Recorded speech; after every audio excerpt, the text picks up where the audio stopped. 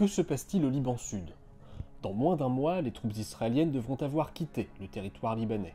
Ce sont les termes du cessez-le-feu instauré le 27 novembre dernier et qui prévoit un délai de 60 jours pour le retrait israélien et l'installation des forces armées libanaises au sud du fleuve Litanie. À ce jour, pourtant, la présence israélienne reste marquée. Jeudi 2 janvier, deux raids israéliens ont visé différents secteurs dans les casas de Jézine et de Nabatillé, au nord du fleuve Litanie. Alors, que sait-on de la présence israélienne au Liban Sud aujourd'hui?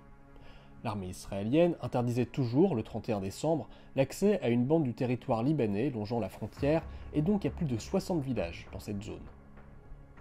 C'est ici que l'armée israélienne effectue des va-et-vient entre différents villages et marque quelques avancées symboliques, comme son intervention fin décembre dans la vallée stratégique de Wadi Ojer qu'elle n'avait pas réussi à prendre avant le cessez-le-feu.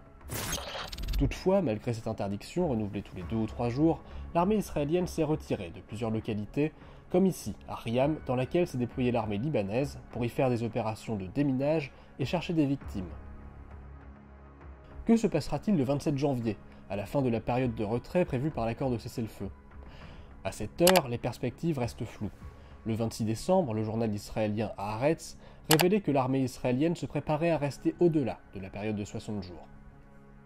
Dans cet article, nous vous indiquions 3 scénarios possibles.